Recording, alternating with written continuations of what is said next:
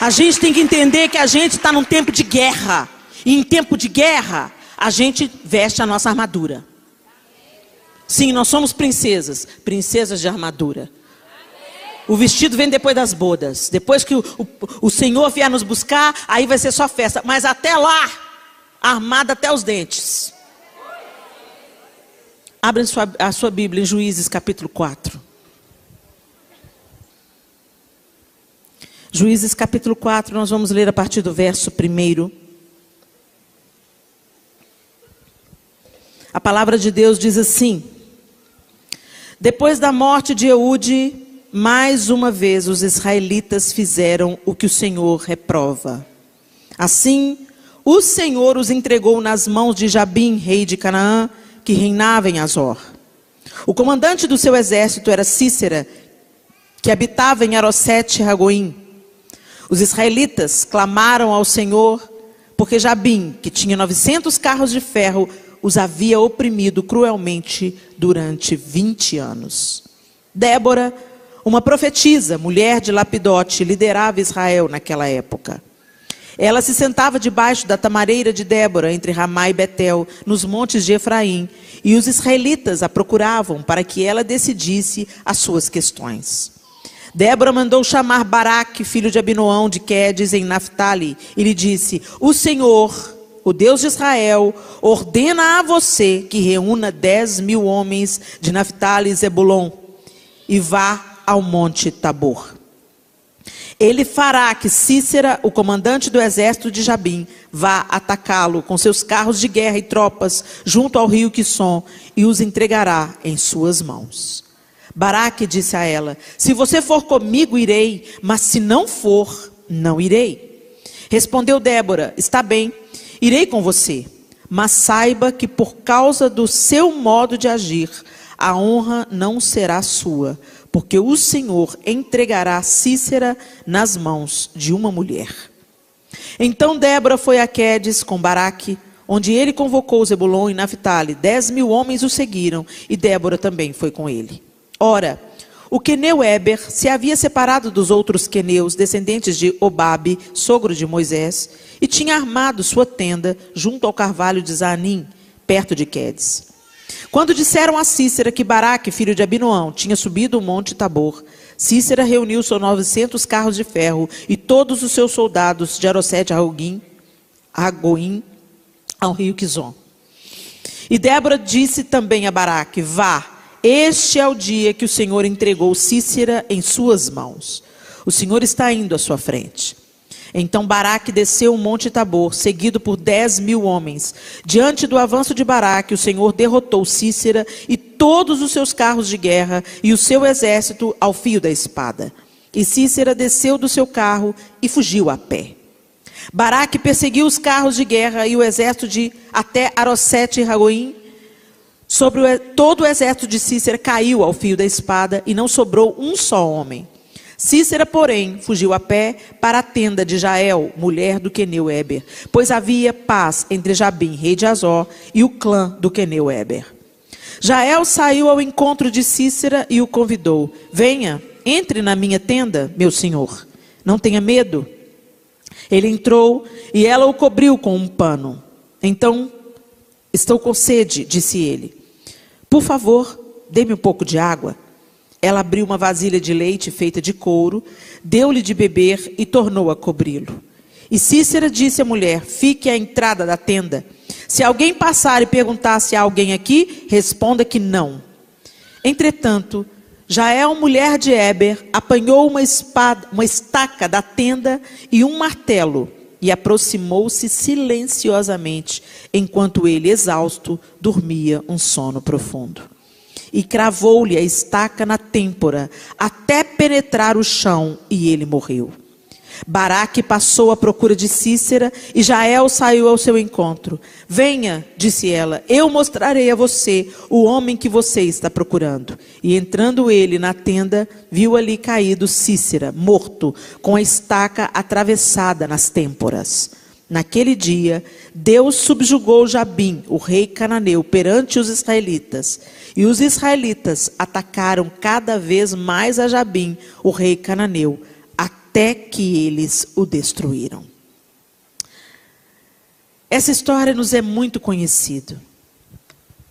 Muito se ouve falar sobre Débora, a profetisa, juíza. Me chama a atenção o início do texto que diz: depois da morte de Eude, mais uma vez os israelitas fizeram o que Deus reprova. Gente, quando eu olho para a história de Israel, era um povo obstinado. Era um povo que hoje experimentava a bênção e no dia seguinte estava se desviando do Senhor. Hoje eles jubilavam na presença do Senhor. Hoje eles comiam maná. Hoje eles vinham a bênção vindo dos céus.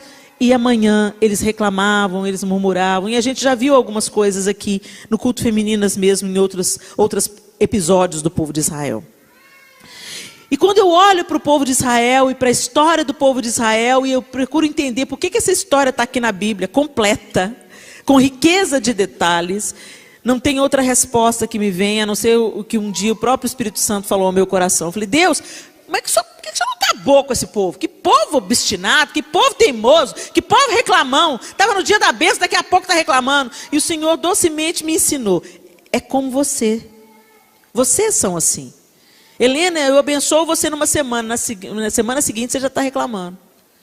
Eu falo com você, eu te dou uma bênção, eu te dou uma instrução, você obedece aqui. Na semana que vem você já esqueceu. No mês que vem você já esqueceu. De todo o bem que eu já tenho te feito. Uma coisinha suficiente para você reclamar. Entre tantas bênçãos, tanta provisão, tantos milagres, tantos livramentos que eu já dei. Eu falei: meu Deus, nós somos esse povo. E quando a gente olha para a jornada do povo de Israel, a gente também identifica a jornada humana. A jornada humana é o deserto. Nós também já dissemos isso aqui. Tem a aridez do deserto, que é o mundo. Tem o sol causticante. Tem a ausência de quase tudo. Mas Deus providencia a coluna de fogo para te aquecer à noite. Deus providencia a nuvem que te segue para te proteger do sol causticante do mundo. Deus providencia o alimento para cada dia, o alimento espiritual e o alimento físico. As vestes do povo de Israel não se desgastavam, as sandálias dos pés não se desgastavam. A presença de Deus estava ali e a presença de Deus era suficiente. E continua sendo assim hoje. Está tudo quebrando, tudo ruindo, tudo de mal a pior aí fora, mas a presença de Deus deveria ser suficiente. E ela está sendo suficiente para muita gente, que não se abala, que não se abate, que não se entristece, que não se intimida e continua nas suas frentes de batalha, entendendo que a jornada humana no deserto vai passar. Deus está reservando Canaã para a gente. E de vez em quando na jornada, Deus envia Elim, lugar de refrigério, lugar de descanso. 70 palmeiras, 12 fontes de águas. No meio do deserto, Deus providencia também o refrigério. E assim é na nossa vida. Tem dias difíceis, a jornada é difícil, o mundo é árido, é desértico, tem muita hostilidade onde nós estamos vivendo, mas o fogo do Espírito Santo está conosco. A sombra do Onipotente está sobre nós. Nós estamos guardados nele. E o texto diz que mais uma vez o povo fez o que era mal. E pela ordem de Deus, o que é? O povo se achega a Deus, Deus abençoa o povo se afasta de Deus, Deus permite que o povo colha daquilo que eles estão plantando. Deus os entrega ao adversário. Para quê? Para que o povo acorde e se volte novamente para o Senhor. Então, nada disso que está acontecendo aí fora, Deus perdeu o controle, não. Deus não perde o controle. Deus é soberano. Então, por que está acontecendo isso? Por que está acontecendo tantas coisas difíceis, gente, principalmente quanto à infância? Eu fico pensando, eu fico com a pulga atrás da orelha, sabe? Porque quando Moisés nasceu, o faraó mandou que todas as crianças contemporâneas de Moisés fossem assassinadas. Quando Jesus nasceu, o mesmo aconteceu. Herodes mandou que todas as crianças de 2 anos para baixo fossem assassinadas. Havia uma tentativa de calar a voz do libertador. Havia uma tentativa do inferno de silenciar o movimento de Deus. Foi assim quando Moisés nasceu, foi assim quando Jesus nasceu. E eu fico imaginando o que Deus está preparando nessa nova geração. Por que as crianças estão sofrendo tanta perseguição, tanto abuso? Por que tentam impor às crianças ideologias que são contrárias, trazendo confusão para a cabecinha da meninada? E ao invés de nós, como pais e mães, nos colocarmos à porta da tenda, como Jael se colocou à porta da sua tenda, nós entregamos, nós delegamos a educação dos nossos filhos a terceiros. O Senhor permitia que a opressão do inimigo viesse sobre o povo. E a opressão do povo cananeu, gente, era tão violenta, eles eram violentos. Eles sacrificavam crianças. Eles faziam cultos com prostitutas cultuais. Todo tipo de crueldade esse povo fazia contra o povo de Israel. E o povo não tinha medo de andar, de viajar de um lugar para outro. Tinha medo de sair, porque se os carros de Jabim colocassem a mão, as mulheres eram estupradas, os filhos eram levados cativos, os homens eram assassinados ao fio da espada. Era uma opressão terrível. O povo estava desesperado, desanimado, abatido, dividido. E vieram a Débora. E Deus, então, pôs um fim naquela temporada de opressão. Por quê? Porque ele percebeu que o povo estava novamente inclinado a obedecê-lo. Quando Deus percebe o seu povo se voltando para ele novamente, olhando novamente para o céu, cativeiro no Egito, 400 anos clamando por um libertador. 400 anos. Mas será que esses 400 anos foram todos assim, clamando o libertador? Como é que foi os 50 primeiros anos? Não eram tantos escravos assim. Ainda tinha o resíduo ali de José como governador. Eles ainda estavam numa situação privilegiada, estavam habitando a terra. Depois a coisa ficou estreita, porque eles viraram escravos, eram forçados ao trabalho. Depois eles perderam o direito de tudo, de a vida, de ter filho, perderam o direito. Aí é a hora que a coisa aperta para o nosso lado, aperta o nosso sapato. Aí a gente começa, não, Deus, entra aqui com providência, entra aqui com providência. Vocês viram o que aconteceu recentemente lá na Flórida? Aquele furacão, gente, ele tinha o tamanho do estado da Flórida. Ele tinha o potencial de ter acabado, extinguido o estado da Flórida, do mapa. E aí o que os crentes fizeram? Foram para a praia, orar, adorar, e todo mundo lá e aqui, todo mundo que tem parente lá, todo mundo que tem amigo lá, e o povo que está ligado em oração, que não clama apenas pelos seus próprios interesses, mas clama por um povo que pode sofrer danos terríveis. Então muita gente se mobilizou em oração, em intercessão, e a gente começou a orar, Deus, enfraquece esse furacão. O furacão é grande, mas o Senhor é maior, o furacão é grande. E o povo foi para a praia, foi cantar, foi profetizar, e aí todo mundo virou crente. Aí Deus vai e sopra o furacão. Aí você fala, obrigado, Deus. E continua levando a sua vidinha. Gente, esse é o nosso DNA. Nós somos assim. E quando eu penso que eu sou assim, eu falo assim, Jesus, ai de mim se não fosse o seu amor. Ai de nós. Nós nos esquecemos muito facilmente. O povo de Israel tinha se esquecido de Deus, tinha feito o que era mal, o que Deus reprova, o que o Senhor reprova. O texto está dizendo, o que o Senhor reprova. E nós, como povo de Deus, nós temos feito o que Deus reprova, gente. Somos orgulhosos, somos vaidosos, somos arrogantes, somos presunçosos. Achamos que somos mais santos do que todo mundo, estamos mais certos do que todo mundo e que a razão está do nosso lado. Achamos que Jesus entrou no nosso coração, então que agora somos superiores aos outros. Quantas vezes dentro da nossa própria casa, a família fala, vamos comer um churrasco lá em casa? Não vou não, eu não me assento na roda dos escarnecedores.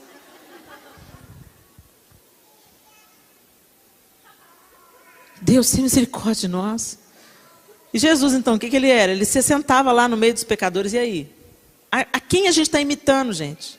A quem a gente está seguindo? A quem a gente está seguindo? Será que no momento que nós somos agredidos, nós temos oferecido a outra face? Ou a gente que quer ganhar a briga? A gente que quer ganhar no argumento? Não é por força nem por violência, mas pelo Espírito do Senhor. É isso que a Bíblia diz. Se nós estamos cheios do Espírito, não tem briga, não tem demanda. Você simplesmente fala a palavra, declara a palavra, decreta a palavra. Se a pessoa acreditar, bem. Se ela não acreditar, você não vai virar inimiga dela por causa disso. Você vai estar sempre lá, orando por ela, até o dia que ela crer e se render, e você vai se jubilar e se alegrar com a rendição daquele. Nós estamos como o filho mais velho da parábola do filho pródigo. Aquela parábola do filho pródigo, gente, ela foi escrita para os fariseus. Ela foi escrita para aqueles que creem. Ela foi escrita para aqueles que obedecem. Porque o texto que antecede a parábola do filho pródigo, os fariseus estão questionando. Por que você está comendo com pecadores? E Jesus conta 3 parábolas, e a terceira dessas é a parábola do filho pródigo. E a mensagem da parábola é, vocês pensam que eu vim para vocês? Sim, vocês são filhos. Vocês são filhos. Mas Deus também veio para eles. Por que você está rejeitando o seu irmão que estava perdido e foi encontrado? Estava sujo e está sendo limpo. E essa parábola hoje, gente, ela é para nós. Ela é para nós. Porque quando a gente vê Deus perdoando um pecador, a gente acha que ele não merece. E a gente merece. Está na hora de tomar um remédio. Esse é o único motivo para o celular ficar ligado no culto, né, gente? Tem que lembrar do remédio.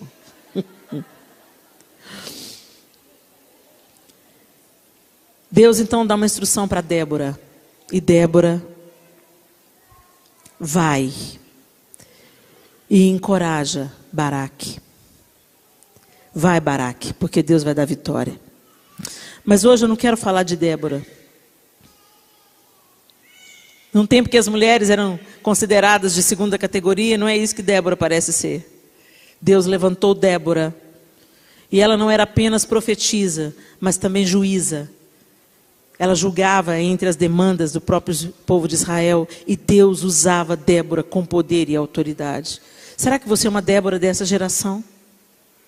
Será que Deus pode contar com você para que você seja uma profetisa e juíza? Será que Ele tem encontrado em você um coração reto? Alinhado à vontade dEle? Foi para Débora que Deus falou, basta de opressão. Pode falar para Baraque, que é para reunir 10.000 homens, porque eu vou adiante deles e eu darei a vitória contra Jabim. E Baraque veio, se você não for, eu não vou sem você não. Tão interessante, né? A gente vê um comandante de um exército dependendo de uma mulher. Não é uma concorrência de poder aqui. Não é também uma crise de identidade aqui. É a constatação de que Débora era como uma mãe para Israel. Ela mesma diz, como uma mãe, eu me levantei a favor de Israel. Não tem uma competição entre um filho e uma mãe. Um filho obedece. Um filho segue as instruções de uma mãe. O filho confia numa mãe. E Débora era como uma mãe para Israel. Será que nós podemos ser como mães para essa nova geração? Independente de você gerar com seu ventre ou não. Independente da idade que você tenha. Mesmo que você seja solteira. Será que você pode se levantar como uma mãe? que instrui com sabedoria, com autoridade vinda do alto. Essa era Débora. Mas Deus usou Jael. Jael nem judia era. Nem do povo de Deus ela era. E se Cícera sobrevivesse, ele viria com muito mais fúria contra o exército de Israel. Todo o exército de Cícera caiu ao fio da espada, mas o comandante fugiu. E ele encontra no meio do caminho a Jael, uma mulher inofensiva. O que Jael poderia fazer? Jael era mulher de Eber Queneu, um povo nômade. Um povo que andava se mudando de lugar para lugar. Armaram uma tenda ali perto da peleja. Cícera vem, vê a tenda dela. Ela sabia quem era Cícera. Ela sabia o homem cruel que Cícera era. Ela sabia que assassino que ele era. E apesar dela não ser judia, ela se colocou na posição que Deus precisava que ela se colocasse. E ela vem. Ela traiu o inimigo. Porque se ela fosse contra o inimigo com a mesma violência, certamente ela perderia. Ele era homem, superior fisicamente, superior nas artes da guerra. Certamente Cícera estava armado, porque ele estava na batalha. Ele fugiu a pé, tentando se defender e tentando ganhar fôlego para reunir novamente o outro exército e vir contra o povo de Israel. Ele fugiu e ela vem contra ele. Talvez se ela se opusesse, ela teria morrido. Mas ela falou, vem. Sabe qual é a maior arma que a mulher tem? Docilidade. Se você está ganhando as coisas no grito, deixa eu te contar uma coisa, minha linda, você já perdeu. Você ganha quando você põe a mesa para aquele seu filho difícil. Faz uma mesa bem bonita. Ora no armário dele. Arruma as gavetas dele e vai profetizando. É mesmo, gente. Ato profético. Não é só o que você faz na igreja, não. Vai arrumando o armário do seu filho e vai falando, Senhor, a ordem que eu quero que o Senhor coloque na alma dele. É essa ordem que eu estou colocando aqui no armário dele, Senhor. Põe cada coisa no lugar. Vai sarando, vai curando, vai libertando. Senhor, vai quebrando todo jugo de escravidão na vida do meu filho. Se levanta como uma intercessora do seu filho. Para de entrar. Pastora, você ora por mim? Pastor, você ora por mim? Verinha, você ora por mim? Pastora Madalena, você ora por mim? É maravilhoso a gente ter companheiras de oração, já cansei de dizer. Mas a trincheira é sua. A batalha é sua. Entra nela. Mas eu sou sozinha. Jael também estava sozinha. E ela usou o que ela tinha. Vem cá. Está cansado, né? Entra aqui. Descansa.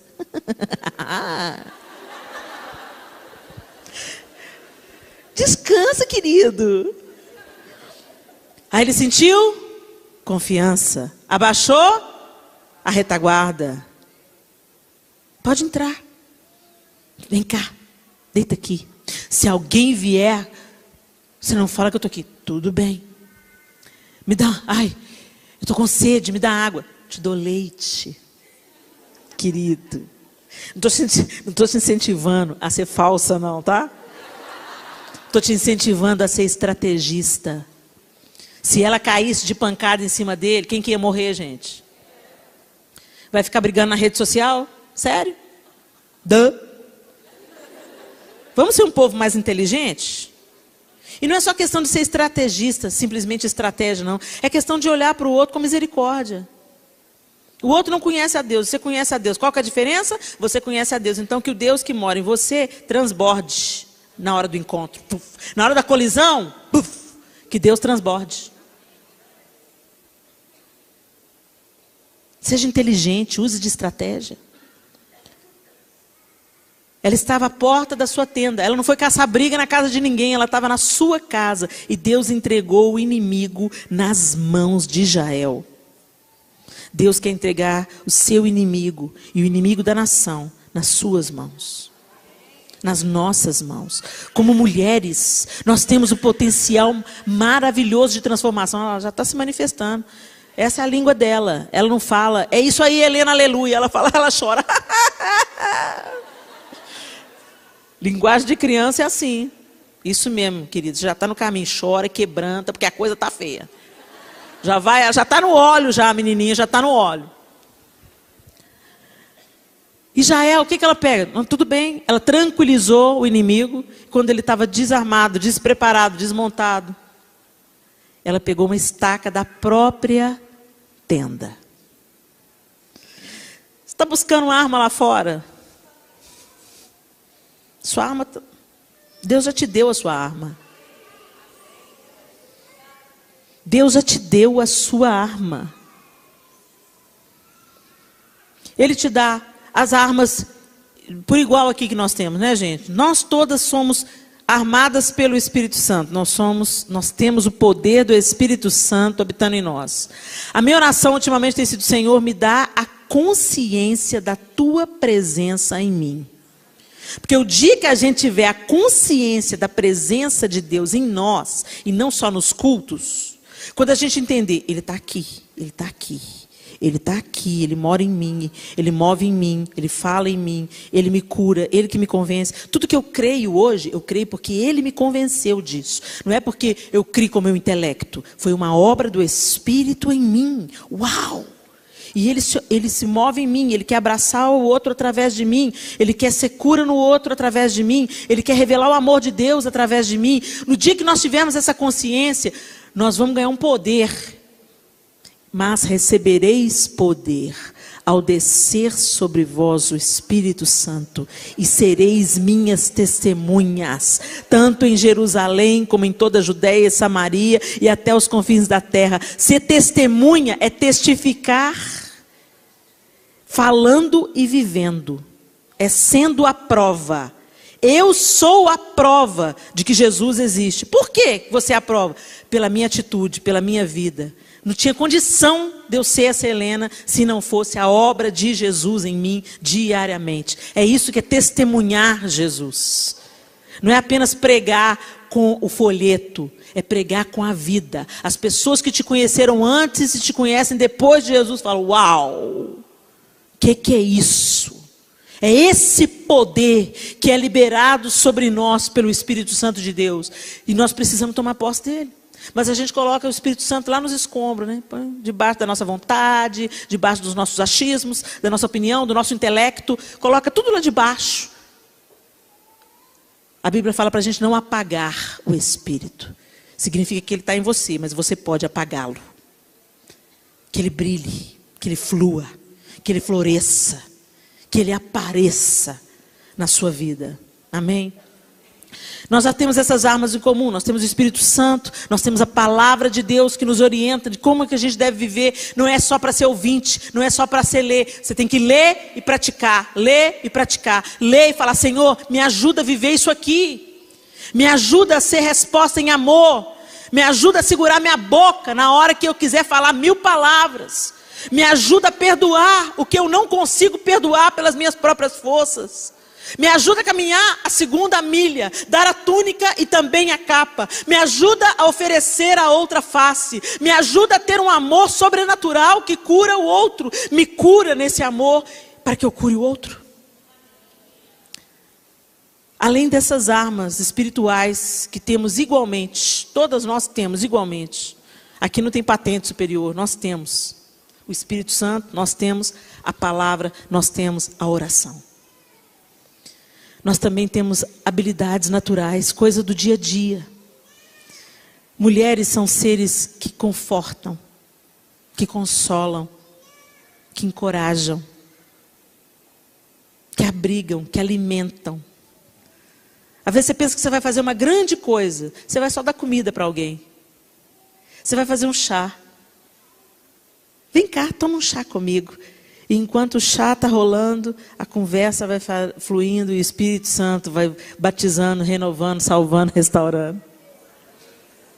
Jael pegou a estaca da própria tenda, encravou. Gente, você imaginou a coragem dessa mulher?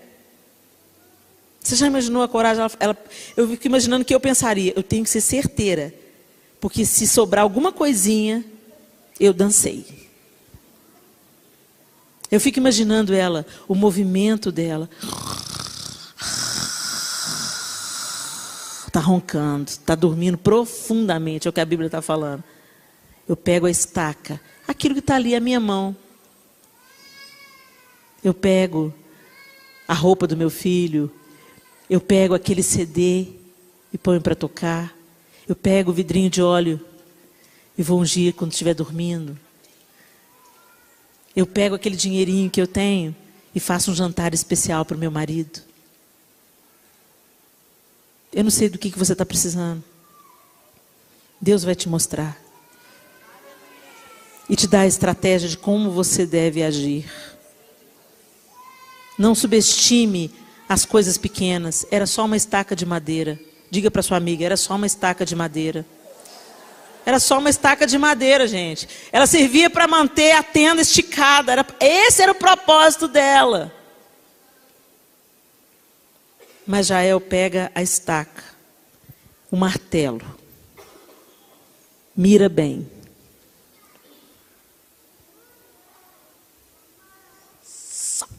Toda a força e precisão da mão daquela mulher. Morreu, não viu nem que hora. Foi dessa para pior.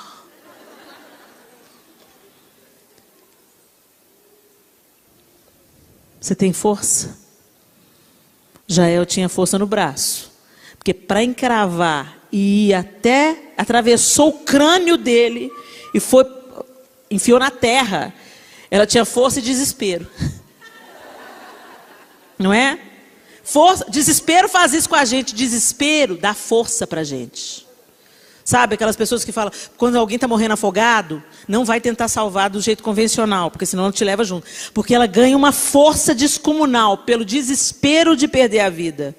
Jael estava com desespero de perder a vida. Se ela errasse o alvo, ela ia perder a própria vida. Nós estamos precisando de desespero por Deus. Nós precisamos de sede, gana, vontade pela presença de Deus. Porque isso coloca força no nosso braço. Isso coloca força para a gente enfrentar um dia de chuva e vir no Femininas. Isso coloca força para a gente, às vezes, insistir com um filho que não está querendo mais nada com Deus. Isso nos dá força para a gente falar, não, eu vou tentar mais alguma coisa nesse casamento. Eu não vou abrir mão desse casamento. Eu não vou abrir mão. Eu vou pegar um fôlego. Eu vou pegar uma força e eu vou encravar a cabeça do meu inimigo na terra. É isso que o Senhor quer fazer.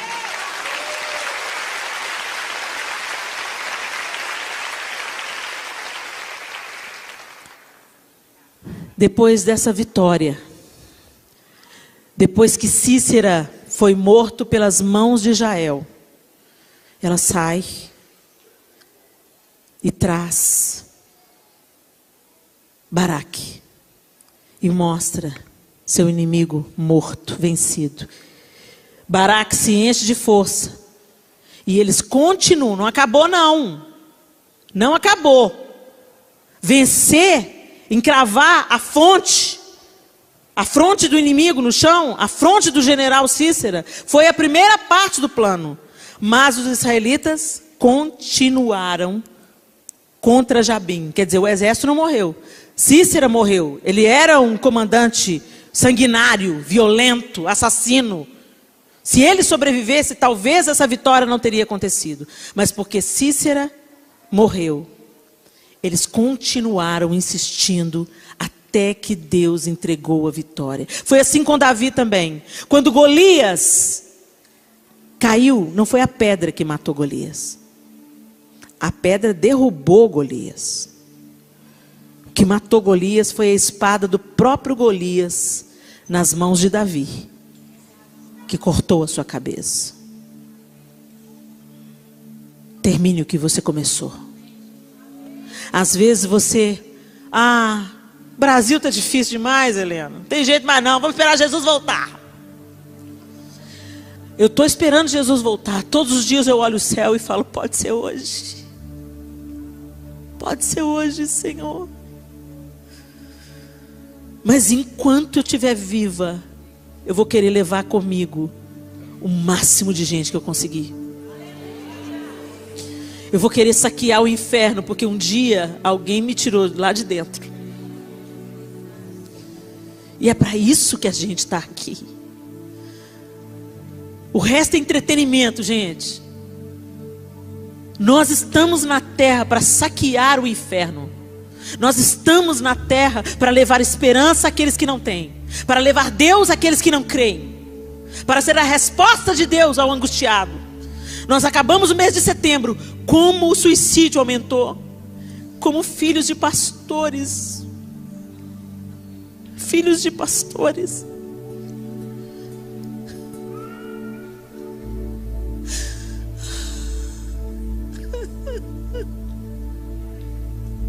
Quantos jovens morrendo pelo suicídio. Quantas mulheres como eu e você. O nosso desespero tem que levar a gente para Deus e não para a forca. Acorda, minha linda. Toma a sua posição de Débora, de Jael, nessa geração. Ore pelos seus filhos e pelos filhos dos outros. Ore pelos seus filhos e os filhos dos seus filhos. Eu me lembro uma vez que o pastor Márcio convocou a Lagoinha e outras igrejas evangélicas para a gente dar um abraço simbólico em Belo Horizonte, dando as mãos em toda a Avenida do Contorno. Isso tem anos atrás. E para orarmos por Belo Horizonte, porque a violência estava crescendo muito. E, infelizmente, o abraço total não foi possível. Nós éramos numerosos para fazê-lo? Sim, nós éramos numerosos para fazê-lo. Mas era um sábado de manhã, um domingo de manhã, não me lembro. Um dia que as pessoas tinham coisas melhores para fazer do que orar. E naquela ocasião eu me lembro da Soraya Gomes dizendo para mim: Helena, o que vai precisar de acontecer para a igreja despertar? Para o povo de Israel precisou de acontecer 20 anos de opressão violenta. 20 anos. 20 anos.